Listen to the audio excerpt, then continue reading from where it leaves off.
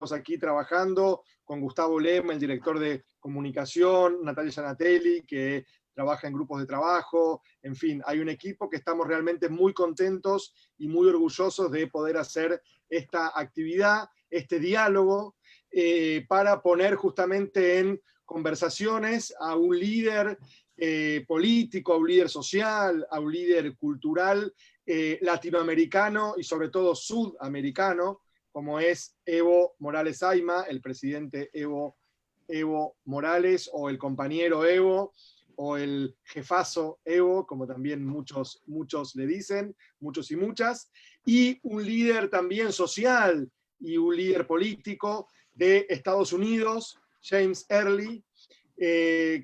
La idea justamente es poder hacer un diálogo entre ambos, un poco como es el título de esta actividad, ¿no? No puedo respirar, I can breathe, no puedo respirar, y la huipala se respeta, ¿sí? Un poco pensando y reflexionando sobre los racismos, las desigualdades, las opresiones, las subalternizaciones y también, ¿por qué no?, los aniquilamientos identitarios, simbólicos, pero también aniquilamientos físicos que viven nuestros pueblos en toda América. Los pueblos sudamericanos, los pueblos en Brasil, los pueblos en Bolivia, los pueblos en Perú, en Ecuador, en Colombia, pero también en Centroamérica, pero también en parte en Chile, pero también, por supuesto, en Estados Unidos, ¿sí? Con los afroamericanos, con los pueblos negros y negras, con los hispanos, con los latinos, que están luchando por el reconocimiento, están luchando por la vida. No puedo respirar, no puedo tener el aire que me permite vivir. La huipala se respeta, hay que reconocernos, hay que poder dialogar horizontalmente y hay que terminar con las opresiones, las desigualdades, el racismo, la discriminación. Y sin duda esto no es fruto de casualidades o de personas un poco locas o siniestras que están en los gobiernos, que también sucede que hay personas siniestras y locas que están en los gobiernos, pero también eso es resultado de un sistema opresor, de un sistema que justamente nos explota, que nos invisibiliza, que nos aniquila, que borra la diferencia y que no puede convivir con la pluralidad. Bolivia es un estado plurinacional y sin duda sus clases dominantes no pueden convivir con esa pluralidad, no la soportan.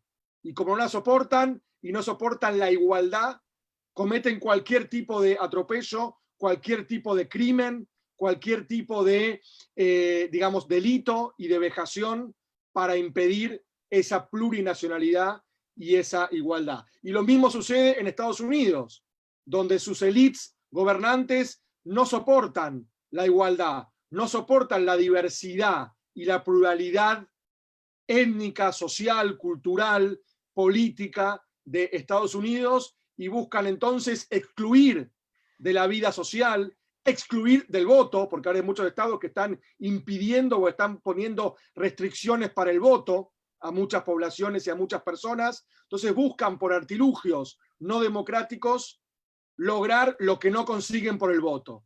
Lo que no pueden lograr por el voto, lo logran por la fuerza. Y creo que este diálogo tiene que ver con rescatar eso mismo, el encuentro, el intercambio, la igualdad, la solidaridad, la democracia, el reconocimiento, el respeto, en definitiva la vida. Y como Claxo es una red que lucha por la vida y que lucha por sociedades más democráticas, más igualitarias y más justas, nos pareció realmente un honor cuando nos han propuesto ser los que acojamos, los que recibamos este diálogo, por supuesto, poder compartir esta tarde con ustedes. Así que les doy nuevamente la bienvenida a todos y todas, especialmente al presidente Evo, especialmente a James Early. Agradezco a la compañera Pilar Lizárraga, por supuesto a Jorge Richter y a Carlos Bacaflores, y entonces les dejo con este diálogo que ojalá que sea muy productivo y muy potente en esta tarde. Muchas gracias. Muchas gracias, Pablo. Sin duda alguna, para nosotros es un momento muy importante el poder encontrarnos con nuestro querido compañero Evo, nuestro presidente, nuestro jefazo, nuestro líder histórico, ¿no? Pensamos que este momento es un momento de suma importancia para poder en movimiento, en realidad, una comprensión que nos permita entender justamente esto que estamos, y sobre lo cual estamos transitando. Nosotros como bolivianos y como bolivianas hemos tenido la suerte de hace 14 años atrás poder avanzar en un proceso de reconstitución profundo de una sociedad que se había constituido sobre desigualdades sustantivas, ¿no? Y es a partir justamente del liderato histórico que tiene nuestro compañero Bomón que hemos podido ir avanzando en la transformación de un Estado y sociedad con posibilidades de expresar justamente estas diferencias y pluralidades de vida. Y es en este momento que pensamos que en el histórico en el que nos encontramos a nivel planetario, donde se pone en crisis en realidad una crisis civilizatoria muy grande y muy profunda a partir de lo que ha implicado el modelo del avance del capitalismo, es que es necesario reflexionar vinculando justamente estos elementos que hacen de este momento en el que nos encontramos no solamente bolivianos y bolivianas, sino en todo el mundo, las posibilidades de pensar hacia dónde vamos y cómo se piensa la posibilidad de reconstituir este nuevo horizonte que de alguna manera tiene posibilidades y potencias a partir de las manifestaciones que se vienen dando, ¿no? Pero esto también contrasta evidentemente con una cuestión fundamental la perspectiva de los bolivianos. El proceso boliviano ha sido cortado abruptamente a través del golpe de Estado perpetrado en noviembre del 2019 y esto ha llevado a una vulneración de los derechos políticos, económicos y sociales y sobre todo una vulneración de la vida misma. Y es en este escenario tan crítico el que justamente lleva esta otra crisis, digamos así, que se manifiesta a través de lo que es el tema del COVID. Una crisis que se manifiesta de una manera muy, muy dura para los bolivianos y bolivianas, porque nos enfrenta en un momento de vacío institucional muy fuerte, ¿no? Hubiese sido diferente enfrentar, y esto mismo lo decía Tilio Borón, con un gobierno que esté con su pueblo, con un gobierno comprometido con la vida y con un gobierno comprometido justamente con los derechos de todas y todos. Entonces, para nosotros es fundamental establecer este diálogo justamente con nuestro también compañero James, aquí hemos podido conocer hace unas semanas atrás en un diálogo que hemos iniciado en la perspectiva de abordar la problemática del racismo y la violencia a partir del asesinato atroz que se ha dado justamente con George Floyd y que ha detonado en una movilización que no solamente está focalizada en Estados Unidos, sino que es una movilización que cruza todos los continentes, ¿no? Una movilización que nos hace mirar justamente de que estos mundos son mundos desiguales, son mundos paralelos y que es necesario construir alternativas societales para expresar justamente mundos más justos. Entonces, es aquí, compañero Evo, que saludándolo de esta manera, me permito darle la palabra tal vez preguntándonos, ¿no? Estamos en un momento en que algo se está configurando, hay un mundo que se nos viene encima. ¿Qué tipo de mundo es esto y cómo desde Bolivia nosotros, con este vacío institucional, podemos enfrentar esta cuestión de crisis de lideratos políticos que se han dado allá, porque las ausencias que nos deja justamente el golpe de Estado es un vacío institucional en el cual nosotros tenemos la necesidad de poder reconstituir nuestras, no solamente imágenes, sino en realidad los sentidos políticos de un proyecto que se había iniciado con usted. Entonces, yo creo que una de las preguntas que nos podría permitir iniciar el diálogo es cómo usted mira esta configuración en el sentido del pensamiento y de su praxis política crítica y además ver en qué medida esto puede dialogar con todo lo que se está reconfigurando a nivel mundial. Entonces, le doy la palabra para después, posteriormente, iniciar el diálogo con James. Muchas gracias. Una alegría ver a hermanas y hermanos de FLASC. Muy contento para poder participar en esta charla de intercambio, seguramente de opiniones, compartiendo nuestras vivencias, todo en base a cómo buscar, ¿no?, justicia social, democracia, nuestra identidad, nuestra diversidad, nuestra dignidad. No pensaba sobre todo que iba a pasar esto en Bolivia, porque derrotamos 3 golpes de Estado por lo menos, desde el momento que asumimos la presidencia mediante una revolución democrática y cultural. dijimos con el compañero Álvaro, viene este golpe, hay que aguantar. Sin embargo, va a pasar como siempre, derrotaremos como siempre.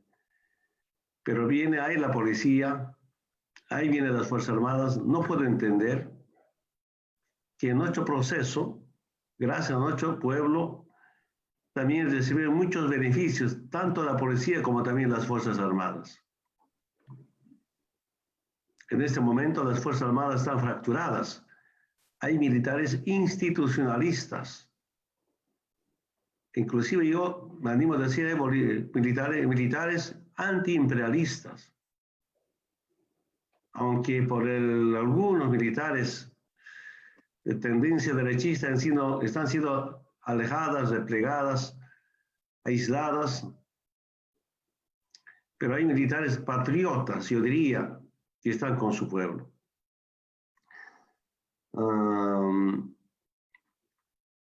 No falta todavía que algunos grupos dicen que nosotros hemos estudiado para dominar, para mandar a los indios. Algunas hermanas y hermanos de Bolivia deben recordar, cuando yo era congresista, diputado, por ejemplo, llegaron proyectos de ley al Congreso donde decían, para ser diputado o senador, tienen que ser profesionales. Me sorprendía esa clase de proyectos de ley que venían de Santa Cruz de los partidos de la derecha. En mi experiencia, por ejemplo, solo el año pasado, yo tuve reunión con motivo de la campaña hacia las elecciones del 20 de octubre. Un grupo de jóvenes me pide una reunión, jóvenes, hijos de los empresarios, de clase media, clase alta, y uno de ellos me pregunta, presidente Evo, como politólogos, ¿qué tenemos que hacer? Me sorprende con la pregunta. Yo lo digo, si son politólogos, hagan pues como la Adrián Salvatierra, es politóloga. Y después me dice, ya, entonces hagamos una ley.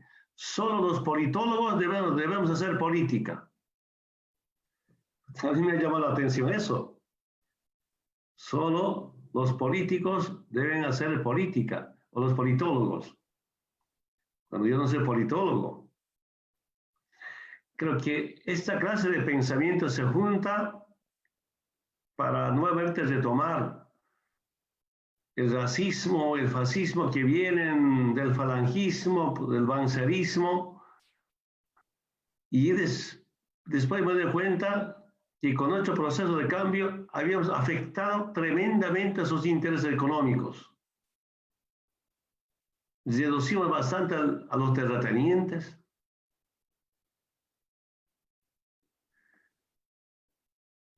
Quitamos también ciertos beneficios económicos, porque el Estado no solamente es regulador, sino productor, además de eso, y lo que tenían que generar el sector privado empresarial, pues el Estado asume esa responsabilidad, porque antes era un simple Estado regulador. Y estos grupos se organizan ¿para qué? Se organizan entonces para cómo destrozar a nuestra revolución democrática y cultural mediante un golpe de Estado. Mucha inversión. Algo quiero que sepan, no he comentado bastante. Cuando llegamos al gobierno, utilidad de la banca privada eran como 40 millones de dólares. Y solo aportaban como 5 millones de dólares al Estado. Cuando empezó a crecer las utilidades de la banca privada, nos dijimos que el 50% tiene que aportar el Estado. No querían aprobar una ley. Casi estaban con 200 millones de dólares de utilidad año. Por ley, 50%, al Estado 50% se queda. Yo decía, nunca, como una propuesta política o programa de gobierno había planteado, estatizar la banca privada. Respetamos la banca privada, pero como gracias al proceso están creciendo económicamente, también tienen que aportar. Y quiero decir, desde el 2018, ¿cuánta renta tenía la banca privada? Más de 400 millones de dólares. Y por ley, 200, más de 200 al Estado.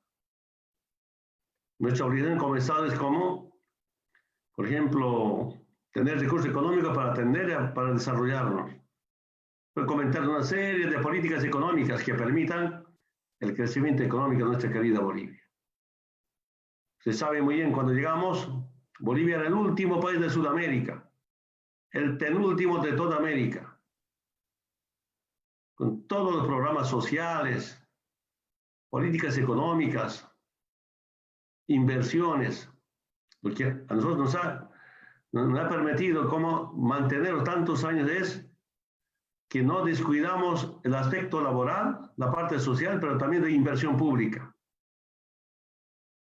Aunque algunos sectores sociales siempre tienen reivindicaciones muy ambiciosas, inatendibles hasta para otros sectores sociales indeseables. Cuesta debatir, pero sí garantizamos la estabilidad social. En algún momento, en las negociaciones personalmente dirigía y decía, a ver, compañeros ministros, salgan, aquí vamos a hablar como dirigentes, no presidente como dirigentes. Yo también soy dirigente sindical del Trópico de Cochabamba. Yo les decía, compañeros dirigentes, a ver, ¿cuál era nuestra lucha? Esto, estamos haciendo eso. Entonces, si somos compañeros de lucha, hermanos de lucha, entonces cuidemos todo lo que hemos avanzado. Estamos hablando como dirigentes. Ahora, soy presidente, ayúdenme a cuidar la economía. ¿Por qué les decía eso? Porque, a ver, seguramente con Pérez Pilar muchos recuerdan, cuando llegamos, el salario mínimo nacional era como $60. Año pasado dejamos más de $300 del salario mínimo nacional. Hemos aumentado y no pueden quejarse, no pueden más demandas. Y cuando se habla con datos en la mano, el pueblo entiende. Por eso garantizamos la estabilidad social, que la estabilidad social es como una estabilidad, garantiza la estabilidad política. Entre estabilidad política y social garantiza el crecimiento económico. Entonces, estos grupos afectados no soportó, y con la participación del imperio, primero, yo siempre digo, es golpe del gringo al indio. Segundo, a nuestro modelo económico. Y tercero, al litio. Con racismo, con fascismo, otra vez, ¿no? Cómo los movimientos sociales puedan demostrar que otra Bolivia sin el modelo neoliberal es posible. Que son estudiosos, les respeto, saludamos, también una guía para los movimientos sociales. Al margen del indio, el golpe al indio, sería largo comentarles. Gracias a nuestro modelo económico, viene de la lucha del pueblo boliviano. El pueblo es tan sabio, sabe cómo va a resolver sus problemas. Con todas las políticas económicas, sin la cuenta del milenio, sin ATPDA y especialmente sin el Fondo Monetario Internacional, demostramos que Bolivia crecía. Si no hubiera sido el golpe de Estado del año pasado, por séptima vez, Bolivia ha sido el primero en crecimiento económico en Sudamérica. Estaba previsto el crecimiento programado 4%, con golpe bajamos al 2%, 2.2%. Entonces, yo creo que ahí viene el racismo. Nuevamente quiero decirles cómo estos indígenas dirigentes, yo solamente quiero decirles, ¿qué dice la Áñez? Dice que venció a los violentos autodominados movimientos sociales. Racismo. Y lo peor, el 3 de enero, con motivo de inauguración del órgano judicial, ¿qué dice? Áñez pide evitar el retorno de los salvajes al poder. 3 de enero de este año. Cuando era diputada Áñez, ¿qué año nuevo Aymara? Ni lucero del alba. Satánicos, a Dios nadie los reemplaza. Mensajes tan racistas de la actual presidenta. Sueño con una Bolivia libre de ritos satánicos indígenas. La ciudad no es para los indios que se vayan al altiplano o al Chaco.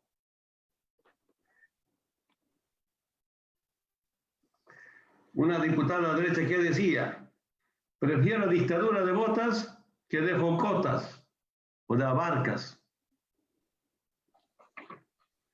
Y lo que seguramente estos días escuchaban. Ahora el ministro de, por entonces, ministro de Minería, dice que por sus ojos verdes no cumplen requisitos para ser masista. Así pueden seguir leyendo muchos documentos. Yo aquí quiero decirle para terminar esta pequeña intervención. ¿De dónde y cuándo vuelve el racismo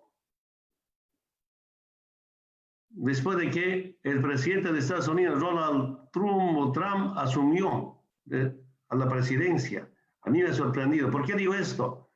Yo estaba en la posición del presidente del Perú, el que ha sido sustituido por actual presidente. Cuando estaba llegando a la posesión del presidente, en la calle he visto algunos letreros, ¿no? Letreros, mensajes muy fascistas, racistas de algunas señoras. Nunca en mi vida había visto esa clase de mensajes. No se puede pronunciar esos mensajes. No podía entender qué está pasando entonces, ¿no? Y ahora estamos en esa coyuntura, en ese momento, pero quiero solo decirles, pese a tantos problemas, Bolivia estamos bien. Momentáneamente soportamos mucha represión, mucha persecución, tantos masacres. Yo decía, en este momento hay que juntar el voto duro del MAS y PCP, que era el movimiento indígena campesina originaria. Se ha resuelto. Segundo, otra vez, por los movimientos sociales y otra vez, porque es el único partido que tiene un programa liberadora políticamente y económicamente. La gran ventaja que tenemos que nuestro movimiento, que viene del sector más humillado, más vilipendiado de la historia de Bolivia, como es el movimiento indígena, ahora con todos los sectores sociales, pues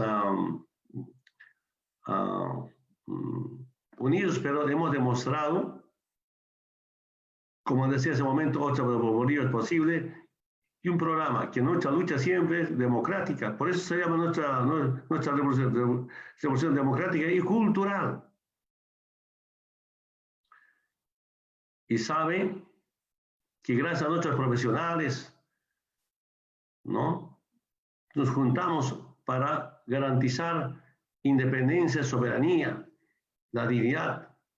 Y lo más importante para el movimiento indígena, que nuestra diversidad es la riqueza de nuestra identidad. Somos tan diversos. A eso, en homenaje a esa diversidad, pues tenemos un Estado plurinacional.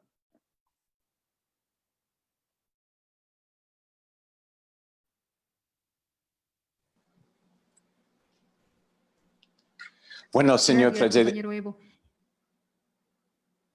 Dale, James. Bueno, señor presidente y los panelistas, es un gran placer tener esta oportunidad, especialmente de tener un intercambio con el primer presidente de los originarios en nuestro continente. Es muy interesante este contraste entre los Estados Unidos y Bolivia y lo que tenemos en común. Aquí estamos dos personas de sociedades, de grupos culturales que eran los fundamentos de no solamente mano de obra, pero también de conocimientos en que evolvió el nuevo sistema en el nuevo mundo de épocas atrás llamado capitalismo madurado, en que racionalizó la explotación económica, cultural, social de nuestras comunidades, primeramente los originarios a través de este continente y después los africanos esclavizados.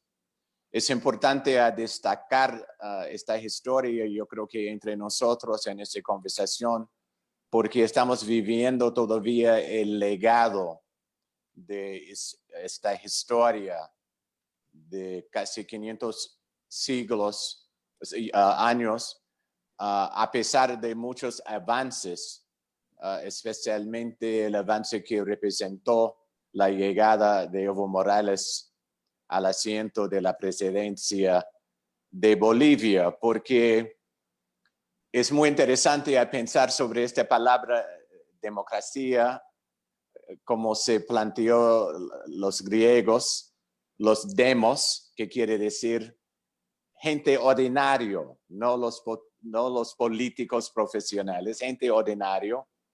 Y la segunda parte de esta terminología, cracia, que quiere decir poder del gente ordinario. Y Evo Morales representó verdaderamente este concepto. Y él habló sobre la revolución cultural, muy importante porque al entrar de esta cosmovisión, este legado histórico de sus pueblos, de otros pueblos originarios a través de este continente, no simplemente asumir puestos en el gobierno con los protocolos europeos, pero a informar el proceso de la política de una perspectiva social, colectivo, y a informar con cosmovisiones, no a regresar a un mundo pasado, pero a utilizar el legado del pasado de años, milenios atrás, a informar un momento contemporáneo. Y como habló el presidente, las estadísticas de desarrollo, de incorporación activamente de una ciudadanía participante de la mayoría de los ciudadanos de Bolivia, resultó en avances en la calidad de la vida. Y era una inspiración en su perfil individual y también en el proceso político colectivo de su país para otros grupos, otros estados a través de nuestras Américas. Entonces, realmente es un placer tener esta oportunidad. Aquí en los Estados Unidos estamos viviendo un momento inédito. Es una crisis profunda, pero debemos recordar siempre que el eje de imposición de otras perspectivas culturales, políticas, sociales, por mano de fuerzas armadas y por medios sociales, es aquí en los Estados Unidos. A pesar de varias virtudes en este país, logrados de luchas internas entre los élites y la pluralidad de la ciudadanía, todavía estamos una amenaza adentro de nuestro propio país con la perspectiva neoliberal económica y también vivimos en un país que es una amenaza a través del mundo. Las estadísticas se colocan bien esta desafortunadamente imagen imperial de los Estados Unidos. Hay una crisis inédita aquí en los Estados Unidos con los jóvenes negros adultos, especialmente el liderazgo de este grupo asociado o miembros de las vidas negras importan en las calles, enfrentando la falta de los políticos de ambos partidos dominantes que no podían proporcionar lo que necesitamos a avanzar nuestras vidas materiales, no se funciona esta economía, ni tampoco para los afrodescendientes, los indígenas. Uno de los casos peores, posiblemente el caso más peor en el contexto de la pandemia, el flagelo de coronavirus, es la nación indígena de los Navajo, con quien yo visito unos meses atrás. Yo regresé a Washington el 11 de marzo después de 6 días en la nación de los Navajo, en colaboración con ellos sobre la política cultural. Es el caso peor, a pesar de las estadísticas indican que la gran mayoría de los afectados de la coronavirus y de las muertes se trata con la comunidad afroestadounidense. Los latinoamericanos ciudadanos, quiero distinguir entre Latinoamérica ciudadanos y los inmigrantes, que es otro desafío muy grave de la política de la Casa Blanca de Donald Trump, y también del fracaso del Partido Democrático realmente a dirigir políticas a resolver esta problemática de los latinos sin papeles formales de ciudadanía, pero quienes están viviendo en formas de los mejores ciudadanos de los Estados Unidos.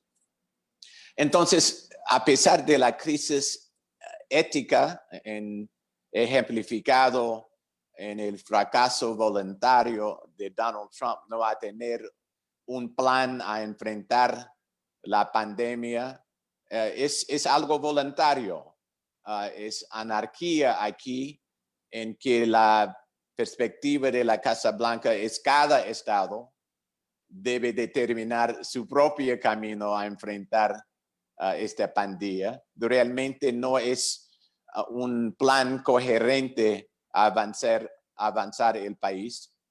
Y la demanda que regresamos al mercado, que quiere decir los más vulnerables que soportan la nación, los afrodescendientes, los latinos en servicios públicos que trabajan en restaurantes, las enfermeras en hospitales. Somos los dos pueblos de los últimos 500 años originarios latinoamericanos, afrodescendientes, que están sufriendo más en esta falta de ética y de la democracia hacia una nación plural en su cultura. Y también la coronavirus ha revelado una sociología muy claro en los Estados Unidos y a través de nuestra América. ¿Quién sufre más?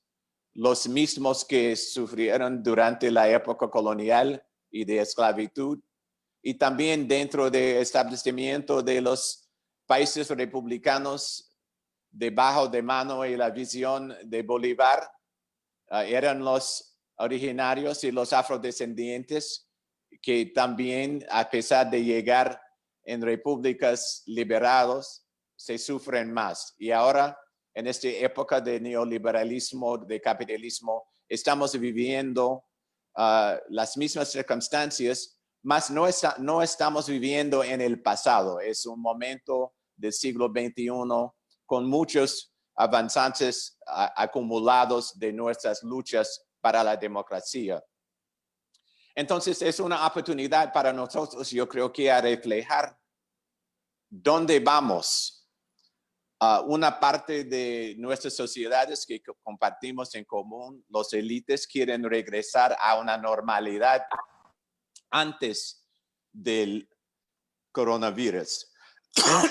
Otros de nosotros estamos examinando qué tipo de mundo nuevo podemos avanzar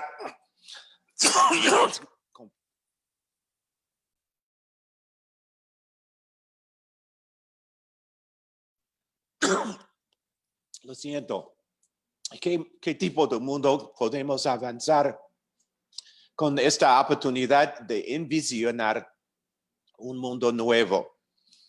Entonces, para abrir nuestra conversación, yo creo que es importante también para nosotros a reflejar, más allá de la amenaza de neoliberalismo centrado aquí en los Estados Unidos, necesitamos enfrentar también qué fracasos, qué errores entre nosotros los más progresistas y algunos gobiernos izquierdistas no funcionan bien a pesar de asumir el poder estatal. Esto es un momento de reenvisionar posibilidades y de hacer solidaridad a través de nuestra América conjunto a avanzar la democracia y las circunstancias materiales de la vida.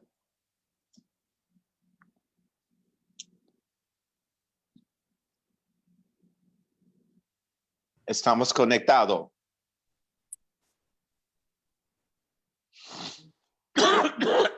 Sí, Sí, te escuchamos bien, James, ¿eh? Perfecto.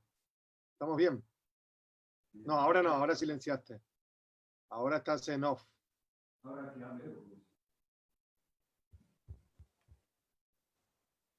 Ah, bueno, creo que interrumpió James, entonces Pilar, sí.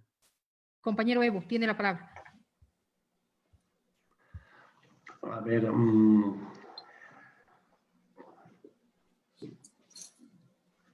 escuchando la intervención del hermano relacionado al tema de la pandemia coronavirus, hace 2-3 años atrás, por ahí me había informado, donde textualmente afirmaban representantes del sistema capitalista que la política del nuevo orden mundial es importante una planificación a la reducción de la población innecesaria. ¿Y cuál es esa población innecesaria? Las personas de la tercera edad, según decía, que es una carga para los estados. Discapacitados, yo diría fundamentalmente la gente humilde, la gente pobre. Parecía ser este virus bien planificado. No sé si es parte de una guerra biológica. Se investigará oportunamente, se sabrá. Y donde priorizan la economía, la plata y no la vida, estamos viendo cómo está como Estados Unidos, perdone, soy muy sincero en eso. Sí. Creíamos que era una potencia mundial, pero para defender la vida y especialmente la gente humilde no es una potencia. Estados Unidos, usted sabe muy bien, más muertos de todo el mundo, más muertos por día de todo el mundo, más contagiados. Creo que en eso se parece mi gobierno de Bolivia, de facto, con Estados Unidos. Inicialmente cuarentena dictaron, ahora dejaron a manos de alcaldías y gobiernos departamentales. Así como en Estados Unidos, acabo de escuchar que dejaron en manos de estados que definan su situación como estados en Estados Unidos. Qué coincidencia. Y ahora brevemente comentarle, por ejemplo, llega como otro virus. En Bolivia, también creo en algunos países de América Latina, el llamado 5G, esa tecnología. Como con una guerra mediática, en esta guerra económica entre las potencias, confunden a nuestros hermanos o hermanas, condenando un medio de comunicación, seguramente habrá 5G. Pero allá en Bolivia se usa ¿para qué? Para que alguna gente pueda reaccionar contra las antenas sin mucha información. Ah, ahí están los terroristas. Ahí están los masistas terroristas. Entonces, ¿qué hay planes de pequeñas, medianas y grandes, cómo criminalizar a los movimientos sociales, ¿no? En Bolivia nuevamente renace la llamada la doctrina de seguridad nacional con las Fuerzas Armadas y la policía, que dentro de esa doctrina los enemigos internos de las Fuerzas Armadas son los movimientos sociales, especialmente el movimiento indígena. Yo quiero informarles, el 6 de junio de este año hubo una comunicación, una instrucción cifrada de las Fuerzas Armadas para que los soldados parisnos, quechuas, aymaras, entrenen para luchar contra el terrorismo. Prepárense la policía militar y a los oficiales nuevamente repasen el disparo correspondiente. Disparar. Ese plan tiene hasta el día 18, creo que ya ha terminado hoy día. Y aquí nuevamente volvemos a los movimientos sociales, sean indígenas, sean obreras, o de cualquier sector social, o clase media, o clase alta, patriotas que defienden sus recursos naturales. A ellos hay que criminalizarlo, satanizarlo, y sobre pretexto de lucha contra terrorismo, no importa las matanzas, no importa las masacres, genocidios. Como en tiempos del reparto imperial, retomar. Tal vez otra forma sea ese reparto imperial de aquellos tiempos, durante la colonia, que son ahora con bases militares, ahora son con intervenciones militares, sobre pretexto de lucha, sobre pretexto de por la democracia, por los derechos humanos. ¿Qué derechos humanos? Yo me acuerdo que estaba en una cumbre de jefes de Estado, América Latina y Europa, después de la intervención militar a Libia.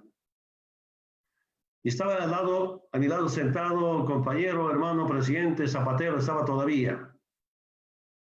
Yo le pregunto al hermano Zapatero, hermano, ahora después de la intervención a Libia, ¿de quién es el petróleo libio? Le digo. Y el hermano Zapatero, hermano, no me preguntes, preguntar a ellos que están sentados, hay otros presidentes de Francia, de otros presidentes.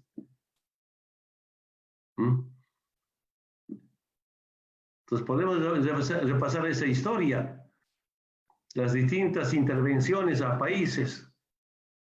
Yo creo que el tema central para mí, esa lucha será socialismo versus capitalismo, será pueblo versus imperio, será izquierda versus derecha. Aquí un tema en mi experiencia. Quienes dicen, yo soy neutral, yo soy independiente. En tiempos de injusticia, lo único que hacen es estar al lado del opresor. ¿Qué es neutral? ¿Qué independiente? Entonces, ¿no? Creo que vuelve esa lucha por los recursos naturales. Digo esto porque en Bolivia el golpe también ha sido el golpe al litio. Nosotros hemos decidido como gobierno, como la Revolución Democrática y Cultural, nosotros mismos desarrollar la industrialización del litio. Hemos empezado el laboratorio, pasamos por plantas piloto, ya hemos empezado a inaugurar una planta. Este año tenía que ser otra planta, otra industria de carbonato al litio, después de inaugurar el cloruro de potasio. Tenía un programa para entregar al 2030 41 industrias. Y así hemos decidido, teniendo esas industrias, Bolivia por lo menos, de acá a poco tiempo lo hubiera decidido el precio del litio para todo el mundo. Esa es nuestra meta.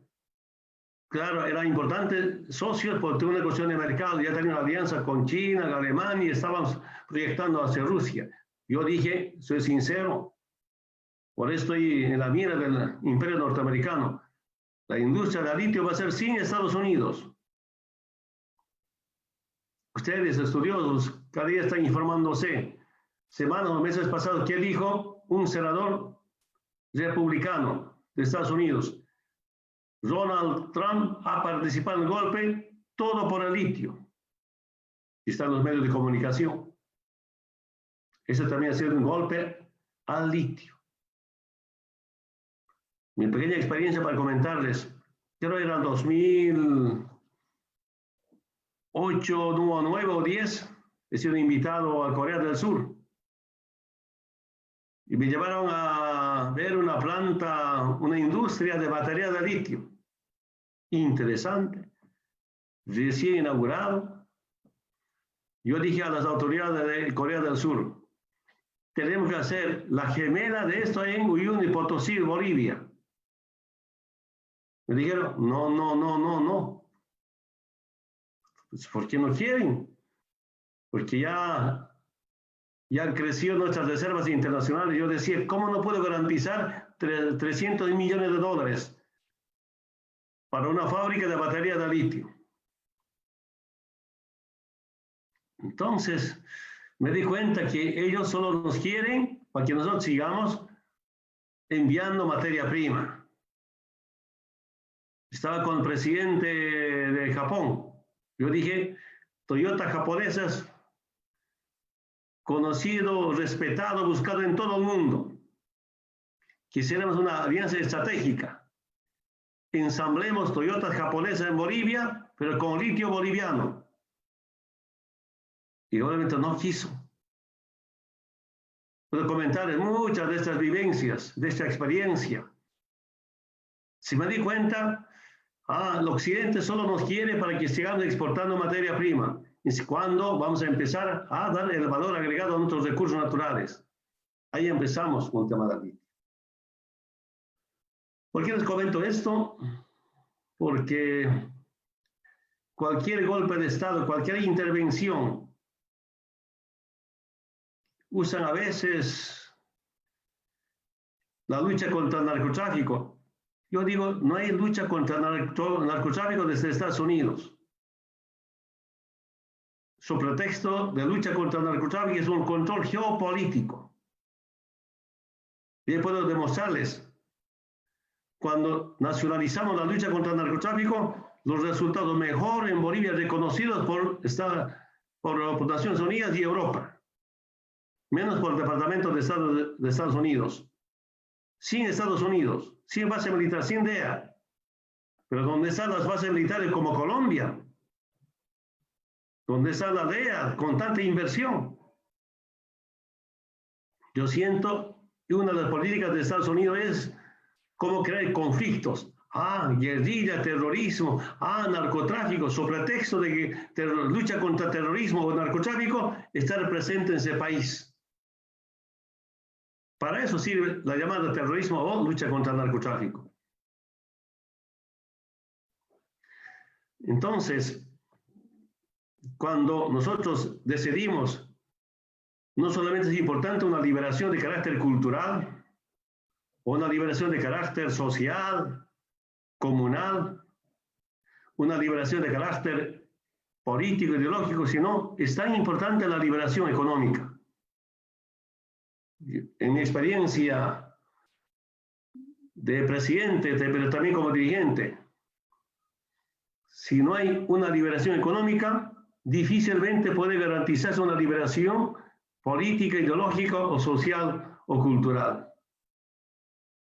Y nosotros acompañamos las dos cosas. En lo político, la refundación de Bolivia, y en lo económico, la nacionalización de los recursos naturales, las empresas estratégicas. Acompañado, además de eso, con la parte social, la redistribución de la riqueza. 3 elementos básicos para batir, yo digo, récord en todos los resultados, casi en 14 años de gestión. Nuevamente vuelvo. Los grupos de poder de aquellos tiempos no nos perdonan. Y lamento mucho en Sudamérica, sin UNASUR, Grupo de Lima solo para atacar a Venezuela, Alianza del Pacífico, todo para retomar las políticas del ALCA o de consenso de Washington. Esa es nuestra profunda diferencia. Y aquí, lamentablemente, los medios de comunicación juegan un papel importante. Por lo menos 70 radios comunitarias cerró este gobierno de facto. Una que está batiéndose el Kawasaki un Coca, que nosotros creamos con nuestros recursos económicos. Los aportes sindicales para mantener nuestra radio, sin ninguna publicidad. Desde el día de hoy va a empezar campaña a ver cómo vamos a mantener nuestra radio. Es la única voz del pueblo originario. Tenemos, felizmente ha crecido nuestra audiencia. Y ya ayer, anteayer, el ministro del gobierno amenazó, vamos a cerrar Kawasaki un Coca. Un medio de comunicación, no, que nosotros financiamos con nuestros aportes sindicales para tener un medio que nos pueda, que podemos expresar lo que sentimos, lo que pensamos, todo orientado a la liberación.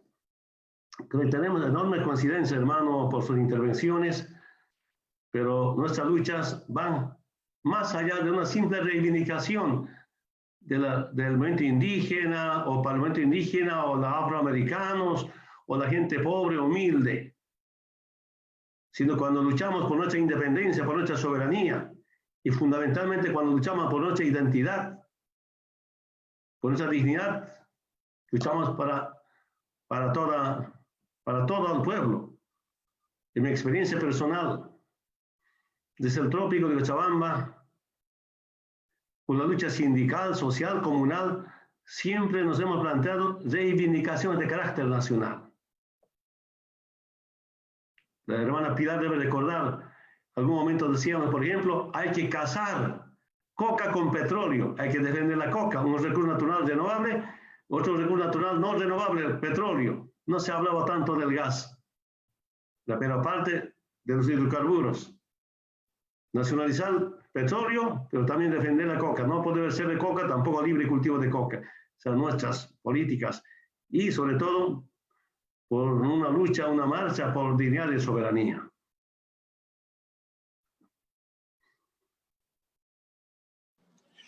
Usted mencionó varios temas que se tratan con naciones con que yo estoy de acuerdo, de la necesidad de proteger la soberanía, independencia y autodeterminación y no permitir injerencias especialmente de los Estados Unidos y Europa o de sus aliados en Colombia y varias otras partes de América Latina, especialmente en este momento de Brasil.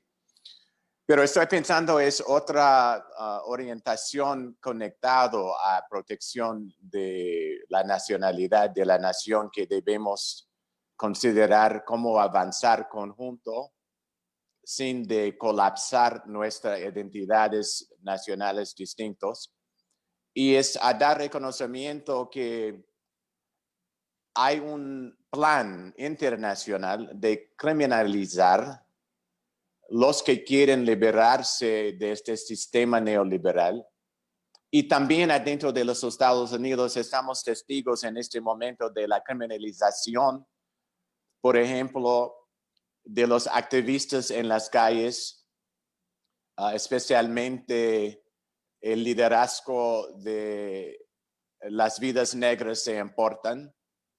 Hay publicaciones tratando de asociar este liderazgo con el presidente Maduro de Venezuela, porque algunos de ellos asistieron a una importante reunión unos años atrás en Venezuela cuando el presidente Nicolás Maduro inauguró una orientación nacional de Venezuela sobre la década de afrodescendientes. Pero también inmediatamente después, un mes después, él convocó a una reunión internacional de abogados a mover el proceso más allá de la retórica de apoyar la lucha contra el racismo, realmente de instrumentalizar un proceso en colaboración con los afrodescendientes a través y con las comunidades originarias también. Entonces, la Casa Blanca está tratando de criminalizar y asociar este liderazgo de los jóvenes negros en las calles con los países que están enfrentando neoliberalismo en su propia búsqueda para alternativas, y como se planteó el difunto gran presidente Hugo Chávez, la búsqueda del desarrollo del socialismo plural del siglo XXI.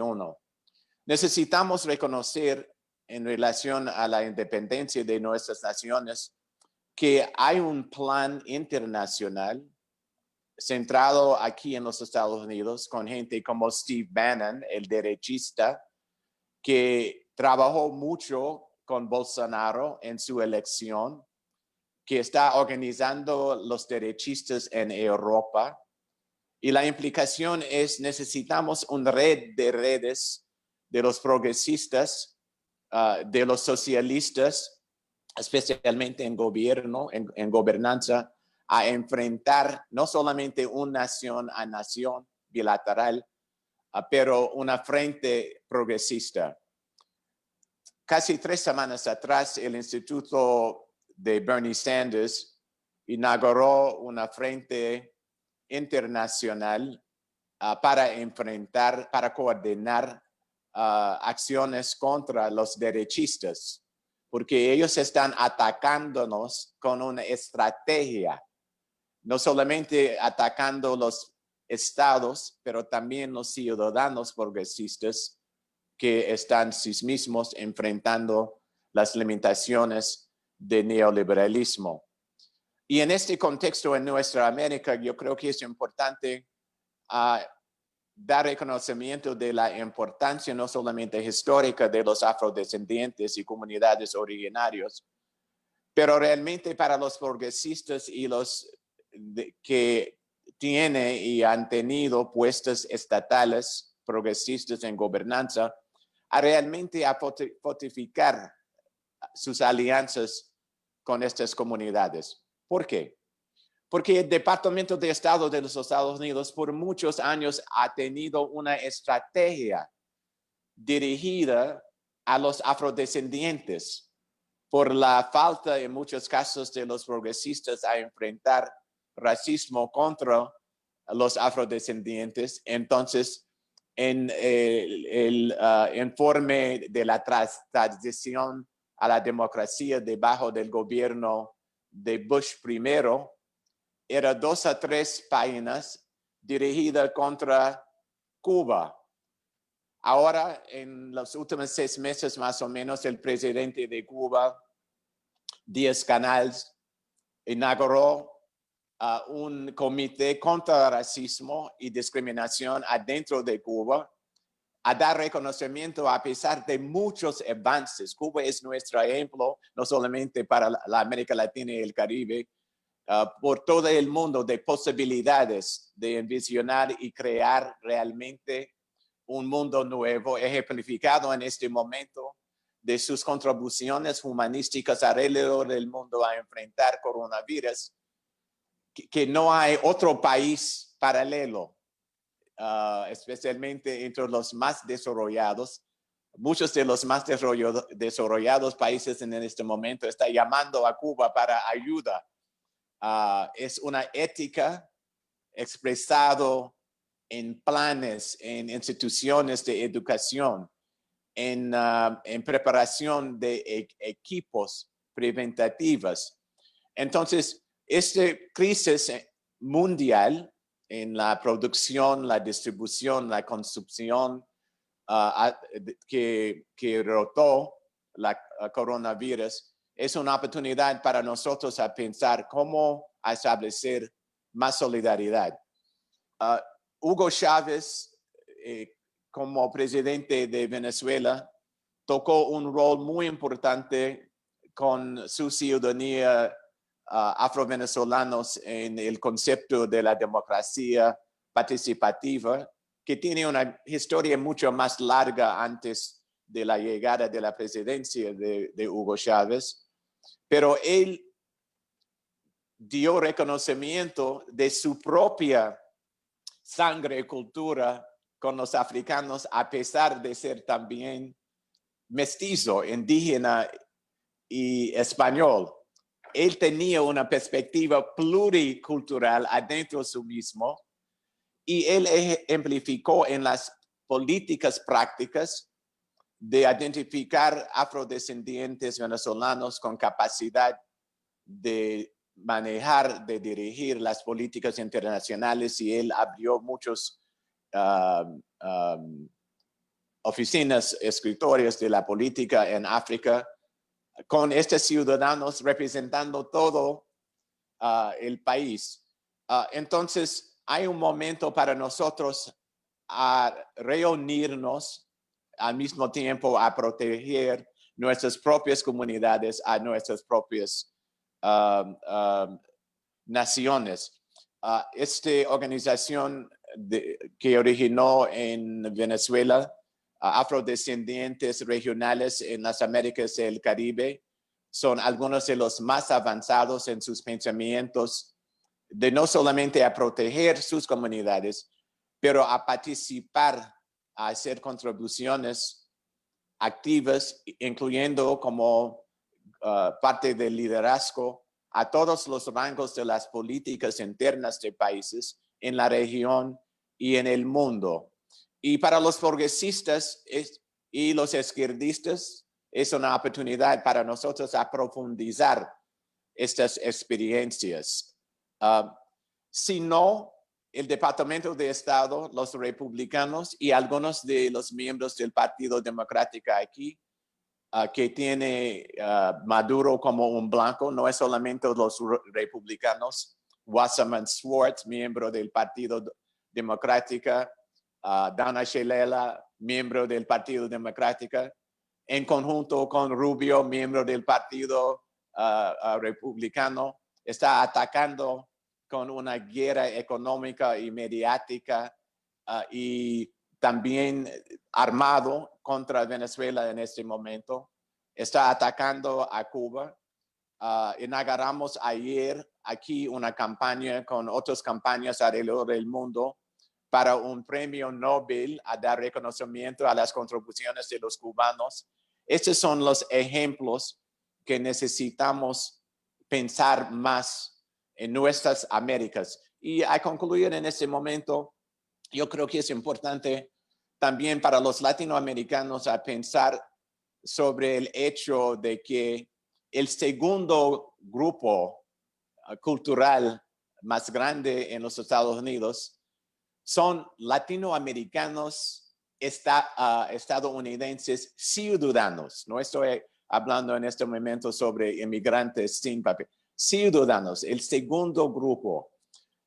Muchos de ellos nacieron en la América Latina y se mantengan sus conexiones y realmente se representan una ciudadanía nueva, transnacional, con fieldades en Guatemala, en Bolivia, en Brasil y también en los Estados Unidos.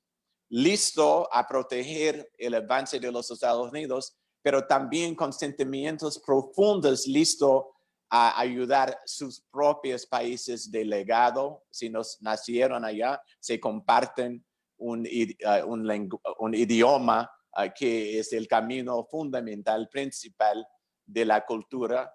Y también los caribeños, también en el parte sur de Florida, en Texas, se dice casi 15% del estado de Carolina del Sur, Carolina del Norte y el estado de Georgia son latinoamericanos, especialmente centroamericanos, inmigrantes y ciudadanos.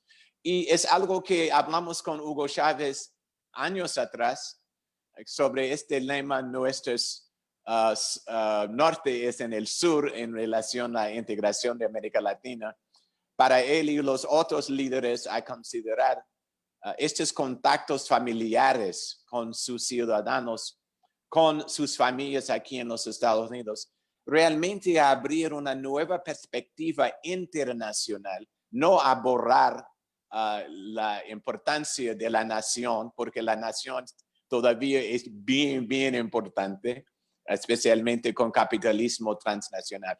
Entonces, algunas reflexiones en este momento de crisis de coronavirus, de crisis económica, de crisis de racismo, de fascismo, cómo podemos no solamente continuar con el proceso progresista y izquierdista en la América Latina en particular, pero cómo podemos reconceptualizar algunos de los puntos, especialmente a enfrentar la realidad de más de el hecho de que hay muchos avances en la América Latina, con Lula y Dilma, con Pepe en Uruguay, Maduro, por seguro Hugo Chávez, una personalidad singular que yo tenía oportunidad de quedar mucho tiempo.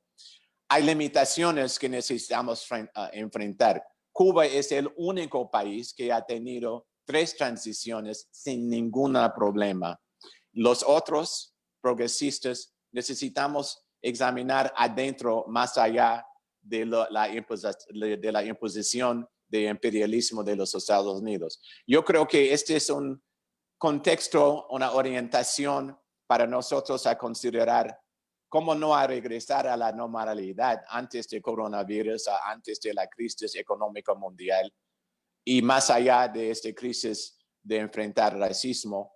Las manifestaciones alrededor del mundo, no solamente en África, pero en Rusia, en Alemania, en París, en apoyo de los afrodescendientes contra la injusticia racista aquí, también es conectado del hecho de que ellos están rechazando la política de los grupos dominantes aquí en los Estados Unidos. Y los blancos jóvenes, a través de ideologías y políticas aquí en los Estados Unidos, en las calles con los afrodescendientes, sí hay simpatía, hay solidaridad con los afrodescendientes, pero también hay intereses particulares para ellos, porque ellos entienden no está funcionando este sistema de neoliberalismo para ellos. Muchos de ellos con educación todavía no pueden ganar la vida suficiente a salir de las casas de sus padres, a pesar de tener mucha educación. Se dice los encuentros desde 2017, varias encuestas aquí en los Estados Unidos se indican que casi 43% de los millenarios de cualquier grupo racial o etnia asociarse con la terminología de socialismo. Mi perspectiva es probablemente 90 y pico porcentaje de ellos nunca han leído ninguna palabra de Marx, pero es una reflexión de una profunda perspectiva humanística en la búsqueda para igualdad entre todos los sectores de los Estados Unidos y que ellos entienden también este sistema no funciona. Entonces, yo creo que tenemos una gran oportunidad en este momento de crisis mundial de realmente repensar algunos de nuestros conceptos de cómo lograr un mundo nuevo. Estoy pensando sobre Hugo Chávez en su perspectiva de enfrentar neoliberalismo, la búsqueda para alternativas y socialismo plural del siglo XXI.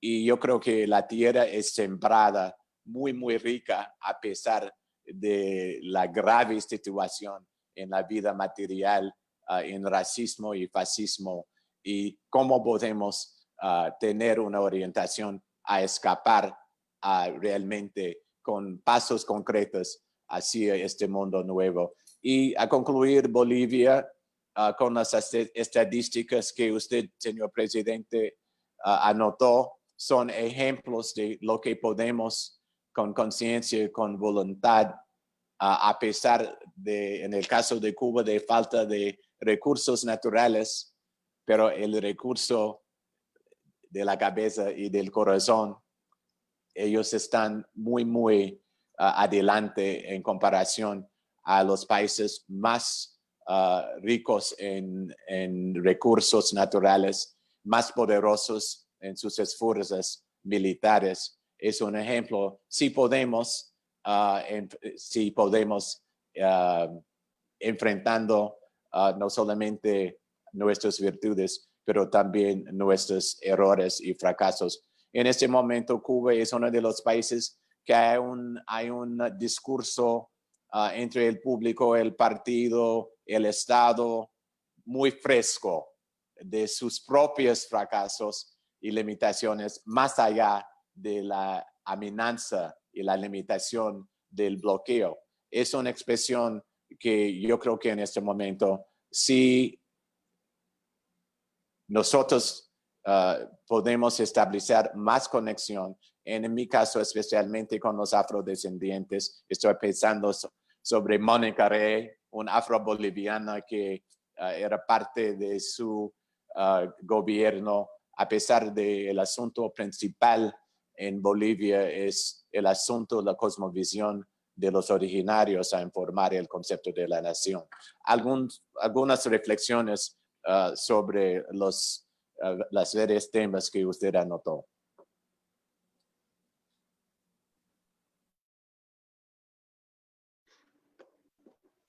Bien, Pablo, si me permites, puedo hacer dos preguntas recogiendo lo que la gente está escribiendo y yo interpretando rápidamente lo que quieren preguntarle, tanto al señor Evo Morales, a quien le dejo un saludo cordial, y de la misma manera a James Early, a quien también saludo con la misma cordialidad.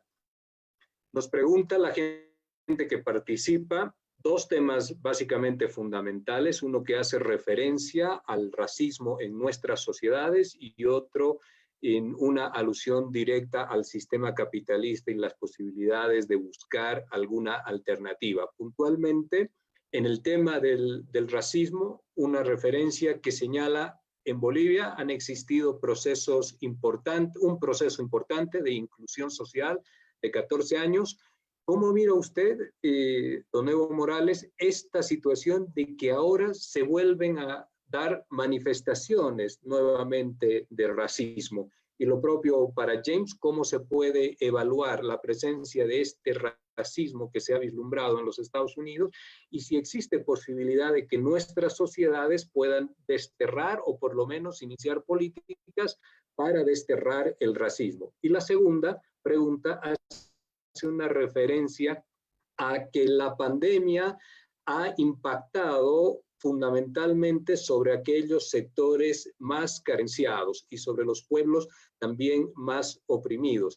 Esto como una acción también de consecuencia de la presencia del capitalismo, un capitalismo que tiene una preocupación más económica que por la salud misma de su población. La pregunta entonces es, ¿existe posibilidades en función de la experiencia del presidente Morales, del señor James Early, la posibilidad de construir verdaderamente alternativas al capitalismo que puedan mitigar o que puedan finalmente asegurar y ser más humanas en el trato que la salud le difiere a estas poblaciones tan afectadas? Esas dos preguntas.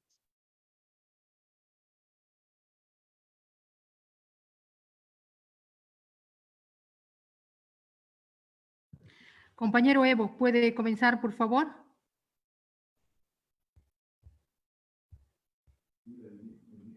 El micrófono, compañero Evo, el micrófono. Ahora sí. ¿Estamos bien? Perdón. Yo no podía entender cómo después de mucho tiempo puede renacer el racismo hasta fascismo en Bolivia. Después de un trabajo conjunto buscando la igualdad, pensé que se había acabado el racismo. Pero vuelve y lamentablemente algunos pequeños grupos de poder que ostentan el poder económico, que quieren el poder político, usan con dinero para confundir a la población. En Santander, ¿qué me decían los jóvenes? Hay que patear a todos los collas, menos al papá y a la mamá. ¿Cómo se entiende eso? Entonces son hijos de collas. Se que patear a todos los collas, pero no es al papá y a la mamá. Entonces, que requiere mucha reflexión, pero esto pasa también por definiciones políticas. Y aquí valga la oportunidad en nuestra experiencia. Esto no solamente es para Bolivia, sino tal vez para todos los sectores sociales de América Latina, el Caribe, quién sabe, para el mundo.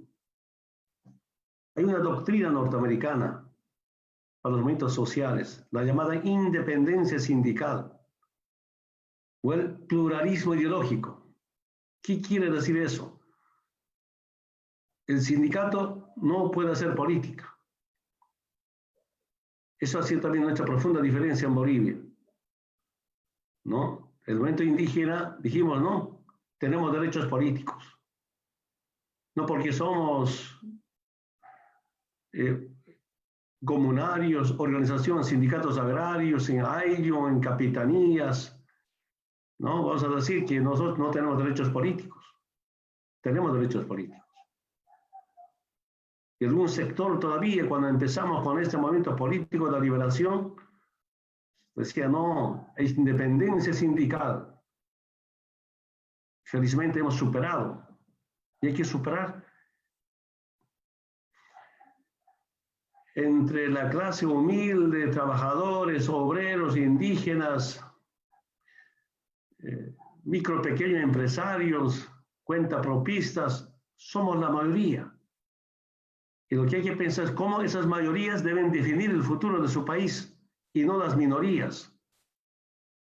Y que esas mayorías definan entonces qué hay que hacer. Ahí viene la unidad, y es el gran problema que tenemos. A veces, por intereses personales de grupos o sectarios, nos perjudicamos entre hermanos, entre compañeros. ¿Por qué digo esto?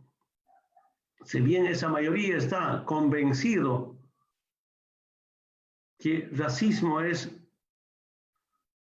algo inaceptable, pues por decisiones políticas, ¿cómo erradicar el racismo? Claro, hemos superado bastante, ¿no? Usted sabe, compañero Jorge, compañero Pilar, antes, a mi madre no dejaban entrar a la plaza de Oruro. Mis padres, mis abuelos no tienen derecho a caminar en las aceras. Y de esa situación ahora hemos llegado hasta el Palacio, hasta la Plaza Murillo. Hermanos aymaras no podían estar en la Plaza Murillo. No en tiempos de colonias, en tiempos de la República. Entonces ahí vienen escarmientos, a Tupac Katera, descuartizamiento, porque tenía un pensamiento, que ese pensamiento viene de un sufrimiento. Entonces, sufrimiento y sentimiento viene el pensamiento de la liberación, y para liberarnos, identificar a los enemigos internos, que era el colonialismo interno. Es para que no haya una rebelión del movimiento indígena, descuartizamiento. En tiempos de colonia, en tiempos de la República, otro hermano indígena, Zárate Vilca. Ninguno de los hermanos han sido racistas. ¿Qué planteaba Tupac Katari? Los blancos de las ciudades también que se organizan en AILOS para juntos pelear por nuestra tierra, por nuestro territorio. Zárate Vilca, que decía, con blancos sanos una alianza. El movimiento indígena nunca ha sido racista. Entonces, pero ¿por qué viene el racismo? Otra vez, pequeños grupos que siempre, desde la colonia, sus abuelos, durante la República, vivieron explotando al pueblo, saqueando los recursos naturales, engañando al pueblo,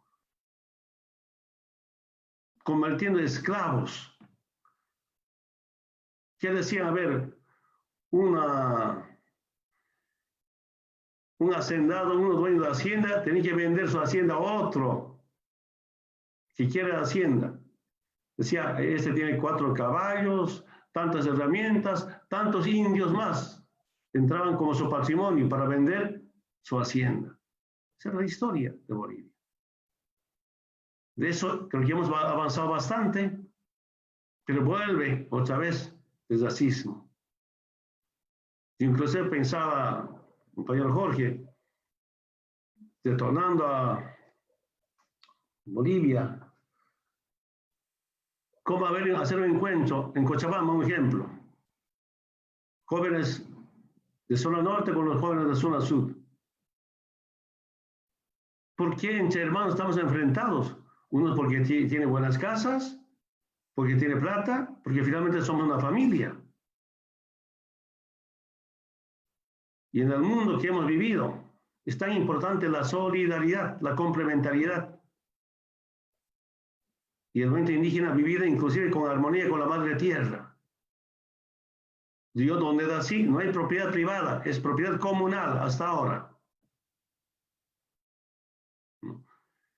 Entonces es vivir en comunidad. Entonces, ¿cómo no podemos juntarnos? A este paso, por ejemplo, llegar a enfrentamiento permanente. ¿Quién pierde? Todos perdemos. Y vuelvo nuevamente. Los movimientos sociales siempre lucharon por la paz, pero solo la paz se va a garantizar si hay justicia social, si hay cierta igualdad, si no hay total igualdad. Y si no hay justicia social, en vano van a proclamar paz, paz. Yo participé en varias reuniones de las Naciones Unidas. A todos los presidentes que han participado en Naciones Unidas, y la inauguración, la reunión ordinaria de las Naciones Unidas siempre ha sido en septiembre de cada año. Empieza hablando de la paz. Obama, Trump, otros presidentes. ¿Cómo con una base militar, con intervención militar vamos a garantizar la paz? No entiendo. Esa es nuestra profunda diferencia. Entonces, que los sectores humildes luchan por la paz de verdad, eso pasa por el tema del racismo. ¿Cómo acabar con el racismo?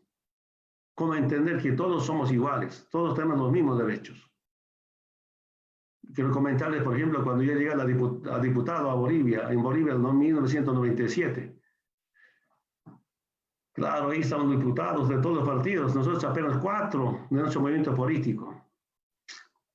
Yo no conocía dónde eran los servicios. He ido al servicio, he ido al baño. Estaba en el baño. Detrás de mí entra títulos de vida, el diputado por ADN de Banzer. Me ve a mí ahí en el baño, media vuelta se va. Yo no podía entender cómo es el racismo. Dirá pues, donde hace baño el indio, cocalero, ¿cómo va a hacer el baño? Él se ha escapado, ha ido a otro lugar, ¿dónde habrá ido? O tal se ha aguantado toda la sesión. No se podía entender eso. Y de esos recuerdos tengo tantos. Sí, una mentalidad, ¿no? Estos son. Eso hay que aplastarlo, hay que dominarlos, hay que acabarlos. Estos días estábamos acá en unas reuniones con algunas autoridades y coincidimos, comentaban cómo en el pasado, inclusive en la República, no solamente colonia, durante la República venían algunos europeos de vacación a América Latina. ¿Y su diversión qué era? Fusilar a los indios, indígenas, matar como palomas. Esa es su diversión, esa es su vacación. Pero de ahí hemos avanzado bastante. Qué lindo sería gestar no solamente un Estado plurinacional de Bolivia, sino una América plurinacional. Somos tan diversos como en América, entendernos dentro de esa América plurinacional. Y nuevamente volvimos a las políticas. Lo que decía yo, ahora realmente llega la hora de decir, como dijo Fidel, paguen la deuda ecológica y no la deuda externa. Con esta pandemia, creo que ya es importante no al pago de la deuda externa. Yo creo que con esta coronavirus el mundo va a cambiar. Esta pandemia nos quita lo mejor de agarrarnos, de abrazarnos, de llevarnos de la mano, de besarnos, ya no, estamos prohibidos de eso ahora, ¿no? Y sobre todo, esto nos debe orientar a cómo acabar el individualismo, el sectarismo, el lujo, el consumismo. Ya es hora de plantearnos, y de verdad debemos hacer una campaña. Escuché por ahí, está creciendo un movimiento internacional, un movimiento mundial contra el racismo. Cómo juntar un movimiento mundial contra el racismo, pero con políticas claras. Cómo defender la vida, cómo defender la humanidad. Aquí hay una profunda diferencia. El capitalismo, para muy poca gente, no tengo los datos en este momento. Fíjense que los que somos de izquierda o del pueblo o socialistas, pensamos en la vida, pensamos en la humanidad. Y otra vez, ¿no? ¿Cómo hacer esos planes? Porque las nuevas generaciones deben saber, su peor enemigo de la humanidad, las nuevas generaciones, es el capitalismo, que concentra el capital en pocas manos, no le interesa la vida, no, como siempre nos dicen, los pobres sálvense como puedan. Esa es una profunda diferencia que tenemos. Entonces, otra vez vuelvo, cómo hacer normas que las mayorías definan su futuro de ese país. Por lo menos en Bolivia, antes de nuestra gestión, había Estado sin clases, un Estado fallido, como dicen, autoridades impostores. Entonces, tratamos de cambiar eso. Antes, el obrero, el campesino, todos esclavos, si no era explotado por el patrón privado, era patrón Estado. Por lo menos en mi gestión puedo decir con mucha seguridad y con mucho acierto, con mucha experiencia. En vez de que sea el Estado explotador, más bien Estado sometido al pueblo. Porque yo entendí por fin que la política es la ciencia de servicio, de esfuerzo, de sacrificio para el pueblo, para la gente más humilde. Así entendí que esa es la política para mí. Si la política es la ciencia de servicio y sacrificio por el pueblo, ¿por qué no hacer política? ¿No? Entonces, creo que vuelve este tema del racismo, y esos otros tiempos que organizar, planificar para enfrentar, tomando en cuenta que todos somos seres humanos. Un tomita quería un poco ver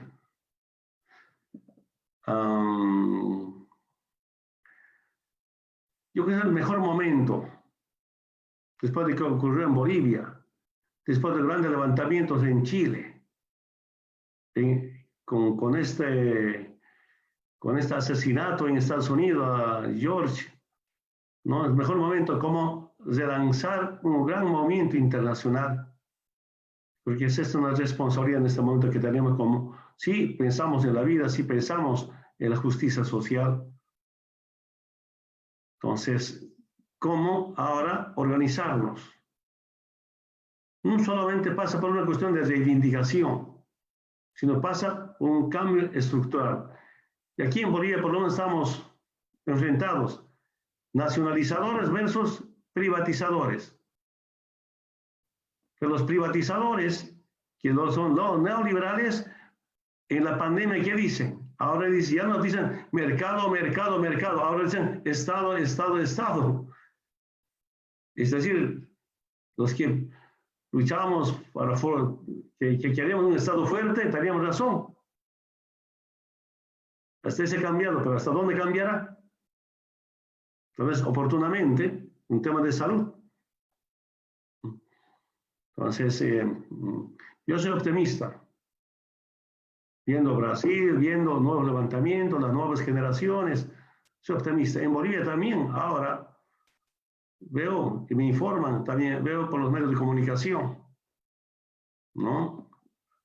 Que sectores quién sabe, acompañaron, apoyaron, tal vez sin mucha información de la situación social o política, económica, ahora arrepentidos, decepcionados, indignados frente a la ineficiencia de un gobierno, de facto que más están pensando, yo diría, ¿quién roba más? Yo soy sincero ahí, aunque se molesten.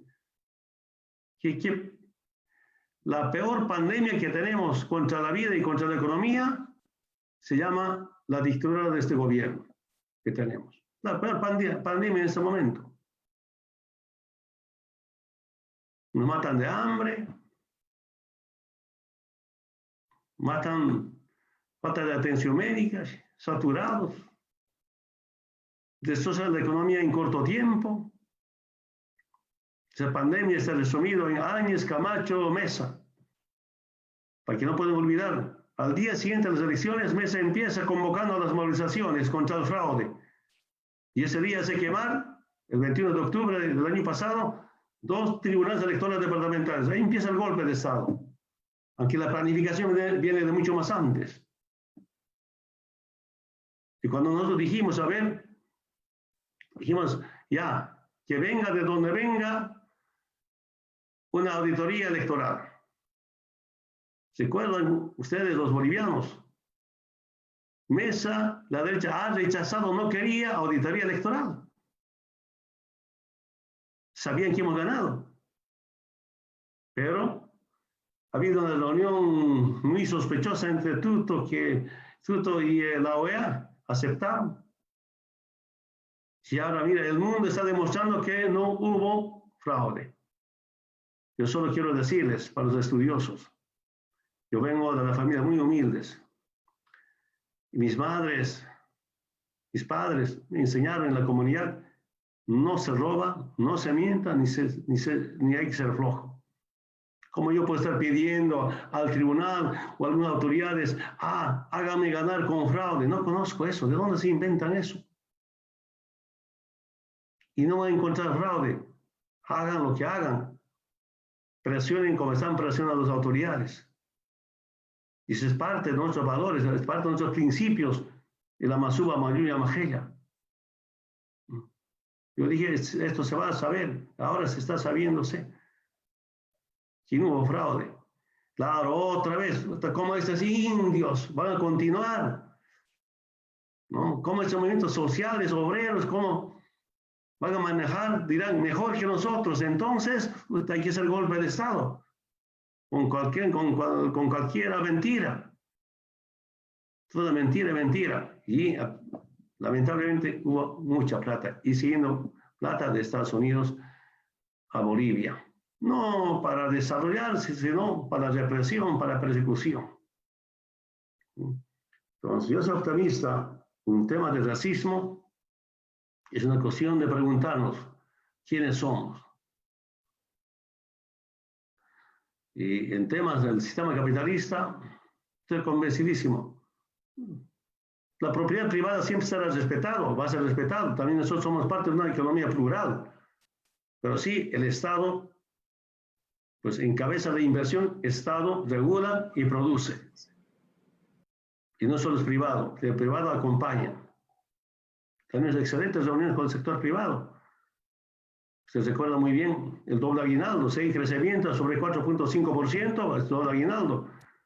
Reconocer a ese obrero, a ese trabajador. Ahora, ¿dónde está? Entonces, las preguntas que hacen, repito nuevamente, cómo empezar a cambiar, ¿no? Para cambiar nuestros países. La política no debe ser como una oportunidad para aprovecharnos. Ahora, la gente está viendo en Bolivia, ¿no? ¿Cómo había sido en Chávez? Repito, nepotismo, familia por aquí, familia allá. Primero tengo autoridad para decir que soy enemigo del nepotismo. Yo dije a mi hermano, mientras sea presidente están castigados. Claro, tendrá su trabajo, pero cargos, como hacen, jamás. Y es importante el tema de austeridad. Tengo autoridad para hablar de austeridad. Se sabe muy bien, cuando llegué a la presidencia, el presidente ganaba como 40.000 bolivianos. Yo bajaba 15.000 bolivianos. Como 8 años, para levantar la economía. Después ya incremento. Pero al sector obrero jamás hemos paralizado. Sí, al sector, a los servidores, porque tenían que aportar para levantarnos. Así levantamos Bolivia. Yo creo que en este momento, al margen del racismo, al margen del tema capitalismo, como plantean, hay que planificar cómo vamos a levantar la economía. Y seriamente deberían debatir la condonación de la deuda externa.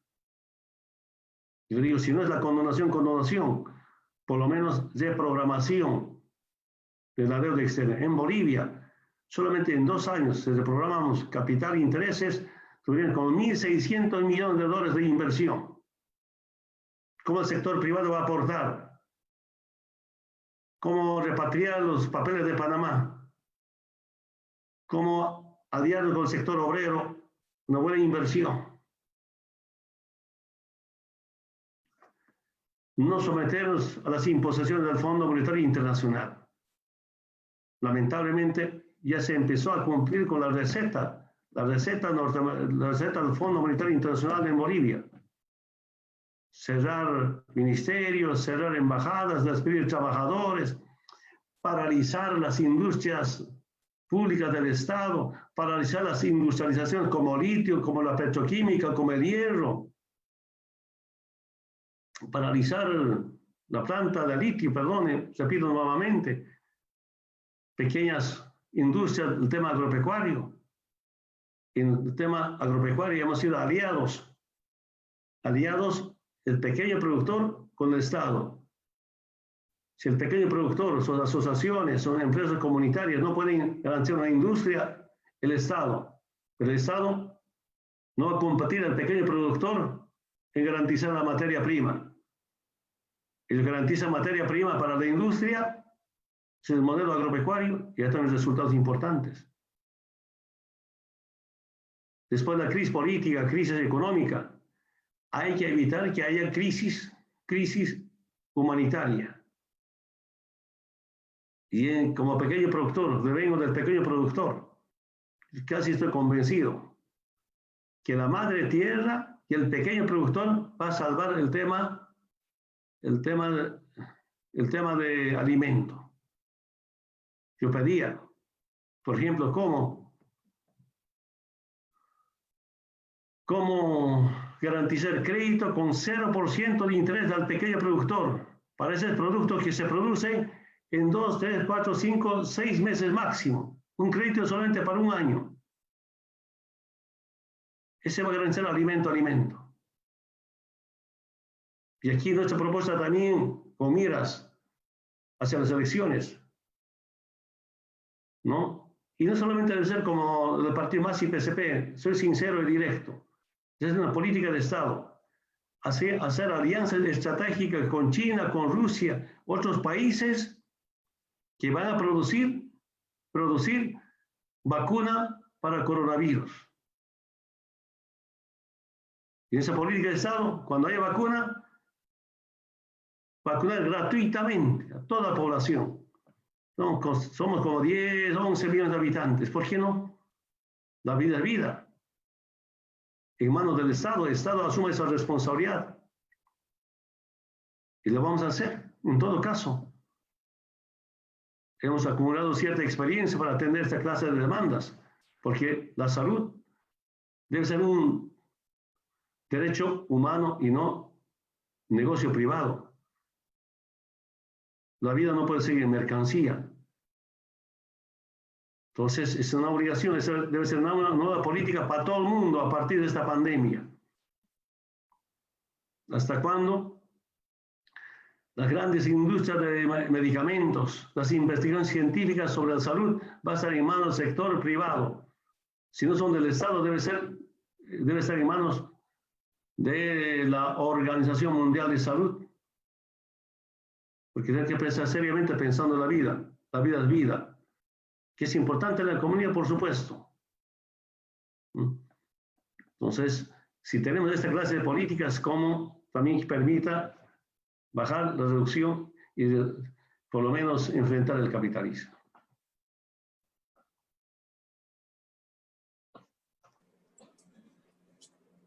Ay, bueno, rápidamente.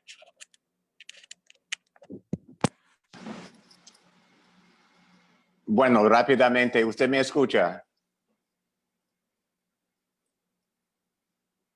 Sí, sí, James, perfecto. Bueno, rápidamente, en relación a la valoración de racismo en este momento, debemos recordar rápidamente que el fundamento del desarrollo del capitalismo en las Américas era algo singular. A pesar de que existió capitalismo antes del fundamento del Nuevo Mundo, se maduró capitalismo en esta parte de la planeta. Y para racionalizar la superexplotación de los originarios y de los africanos esclavizados, era desarrollado este concepto de racismo. Algunos de los progresistas, muchos de ellos y izquierdistas que quieren hablar solamente de un concepto de clase abstracto, los donos de capital y los obreros, deben enfrentar la historia actual. Y la historia actual era hablar sobre originarios, sobre salvajes, los africanos sin humanidad. Y los religiosos y algunos de los intelectuales más progresistas en este momento histórico también participaron en este tipo de abuso cultural contra la humanidad y la brutalidad. Entonces estamos viviendo las semillas. Se cabe dentro del concepto de un histórico genético problemática. Es porque Cuba, nuestra querida Cuba en este momento está examinando, porque a pesar de la escritura, del único modo de resolver racismo era afuera del capitalismo, existe un legado en el concepto de socialismo de Cuba, que no es lo mismo de racismo en Brasil o en Bolivia, en los Estados Unidos.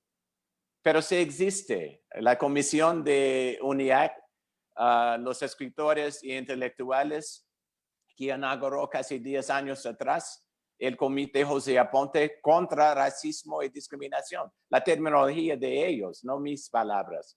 Y la reciente inauguración en el último año, realmente menos de un año, de presidente Díaz-Canel a inaugurar un nuevo comisión presidencial que él se maneja sobre esta problemática.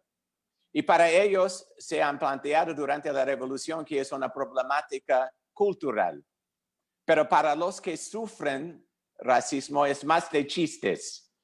Es más de no tener entrada a un restaurante, que trata con la vida material, la necesidad para nosotros hacer correlaciones científicas entre pobreza, acceso a transportación, acceso a la universidad, acceso a empleo y correlación con el color de piel. Es algo que necesitamos enfrentar. Aquí en los Estados Unidos, en este momento, inédita el discurso sobre racismo. Yo tengo 73 años. Para la primera vez en mi vida, hay un discurso entre los liberales, los moderados del Partido Republicano, no en las márgenes con izquierdistas y progresistas hablando sobre racismo. Los medios masivos están debatiendo la historia de 400 siglos de racismo. Es un avance en el debate. Entonces hay oportunidades y también está utilizando la palabra sistémica, problema estructural. Y porque racismo es algo transversal, no se trata solamente un grupo contra el otro grupo que trata con salud, educación, empleo, vivienda, acceso a transportación, vecinos. Es algo conectado a toda la sociedad. Entonces, hay posibilidades de avanzar. Y las manifestaciones alrededor del mundo en solidaridad con los afroestadounidenses también están reflejando la problemática racial adentro de sus propios países, no simplemente una mirada hacia de los Estados Unidos. Hay posibilidades. Este es un avance en la conciencia del neoliberalismo y cómo se colocan los ciudadanos de descendientes coloniales en Europa, los africanos y europeos, los peruvianos, ecuatorianos, inmigrantes o ciudadanos en Europa trabajando en las tareas más marginadas de la sociedad. Entonces, hay posibilidades. En relación a la pregunta sobre alternativas al capitalismo, este momento de crisis se abra nuevas posibilidades de avanzar. Pero debemos enfrentar la realidad de los gobernantes socialistas en la América Latina. En los últimos 20 años es la región más dinámica del avance de la democracia en todo el mundo. Pero llegó a limitaciones de capturar el Estado de poder política, pero con limitaciones de enfrentar el sistema económico, principalmente alrededor de cómo a colaborar con la ciudadanía, no a dar algo a la ciudadanía. Y así el concepto de una democracia participativa, el énfasis sobre colectivos, porque hay una trampa para llegar al poder estatal, pero a cabrir dentro del sistema de producción, de distribución y concepción capitalista.